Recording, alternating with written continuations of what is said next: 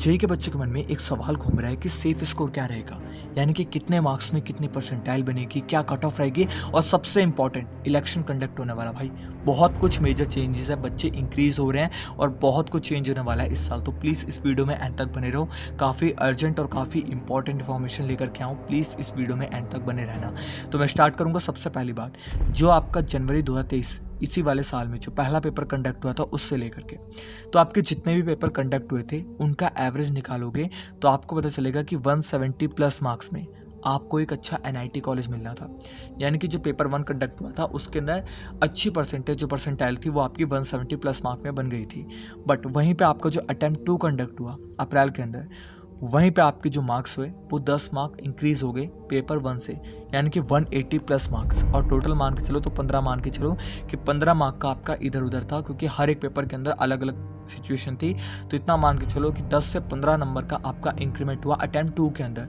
इसका मतलब सबसे पहला और सबसे मेजर चेंज है कि आपका जो पेपर 1 कंडक्ट होता है वो होता है ईजी, बट उसके अंदर भी हमारी जो परसेंटाइल है वो कम जाती है। लेकिन जो आपका अप्रैल 2 का अटैम्प्ट 2 जो आपका अप्रैल में कंडक्ट होता है वो होता है थोड़ा सा कॉम्प्लेक्स, बट उसमें जो आपके मार्क्स हैं ये देख सकते हो 180 प्लस मार्क में जा रहे हैं, यानी कि मार्क्स उसके अंदर ज़्यादा आ रहे हैं, परसेंटाइल उसके अंदर ज़्यादा बन रही है बच्चों की ज़्यादा मार्क्स में। तो यहाँ पे सबसे इंपॉर्टेंट चीज़ है तुम्हें कि जो टारगेट करने वाली ऑडियंस है वो है तुम्हारी अटैम्प्ट 1 की। अटैम्प्ट 1 में अगर जो बच्चा फोड़ लेगा तो आराम से फोड़ लेगा, क्योंकि अटैम्प्ट 2 में बच्चे आते हैं एलन के, क्योंकि उनका सिलेबस तब कंप्लीट हो रहा होता है फर्स्ट अटैम्प्ट में, तो इतना ज़्यादा फोकस में नहीं होते। बट अप्रैल में भैया वो तैयार कर रखे होता है, एलन हो गया, रेजोनेंस हो गया, जितने भी आपके बड़े बड़े कोचिंग के हैं सब अपने धुरंधर को निकालते हैं उस टाइम पे, और वही होता है आपका मेन टाइम जिस टाइम पे आपको कंप्लीट करना पड़ता है। तो मेरी बात मानो कि फर्स्ट अटैम्प्ट को अपना जो है वो राजा बना लो, क्योंकि उसी के बेस पे आप जो है वो अच्छे चीज़ को मार्क्स को जो है वो स्कोर कर सकते हो। लेकिन अगर हम 2022 के अंदर चले, वहाँ पे भी आपका डाटा ऐसी था 180 प्लस मार्क्स पेपर 1 में, जुलाई के अंदर भी आपका 190 प्लस मार्क में जो है वो गया था। अब आ जाते हैं आपके सबसे इंपॉर्टेंट इन्फॉर्मेशन पे कि आपका जो एग्ज़ाम है वो कब कंडक्ट होगा। तो यहाँ पे कहा जा रहा है कि जो आपका पेपर 1 है वो आपका कंडक्ट होगा फरवरी के अराउंड, बट यहाँ पे अभी कहा जा रहा है।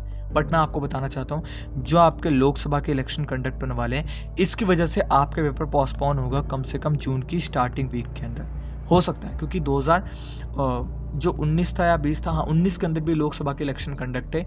उस टाइम पे भी आपका जो जेई का एग्ज़ाम है वो पोस्टपोन हुआ था 27-28 मार्च जो है मई को जाकर के जो है वो कंडक्ट हुआ था।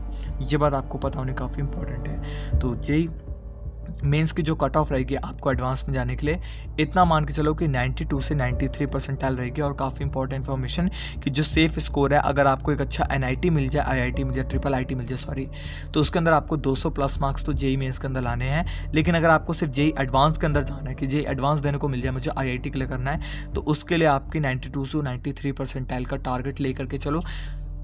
मैं आपको बताऊं 90 परसेंटाइल में भी काम चल जाएगा, 91 में भी चल जाएगा, लेकिन मैं आपको 1% अप लेकर चलने को इसलिए कह रहा हूँ क्योंकि देखो रिस्क नहीं ले सकते।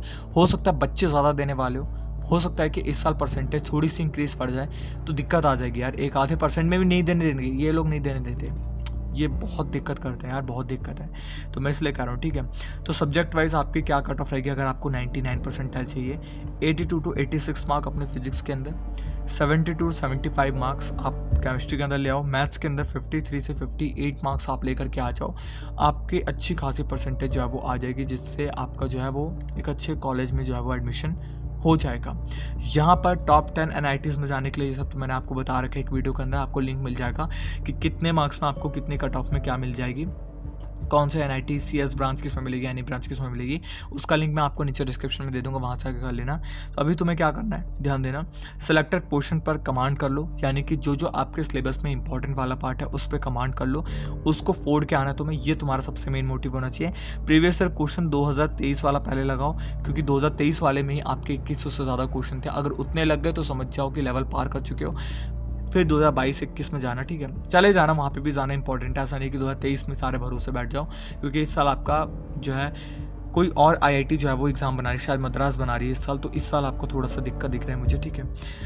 मॉक टेस्ट देने की जितना हो सके उतनी कोशिश करो और फटाफट देखते ही आंसर आ जाए दिमाग में, ऐसे अपनी आदत जो है एबिलिटी डेवलप करने की कोशिश करो। देखते ही क्वेश्चन कोई नहीं आता, टॉपर को भी नहीं आता, लेकिन एक चीज़ होती है ना कि देखते ही ना भाई अंदाज़ा लग जाता है इसका आंसर यही होगा, गारंटीड होगा और 100% निकलता है। ये होता है अंदाजे वाली बात, ठीक है।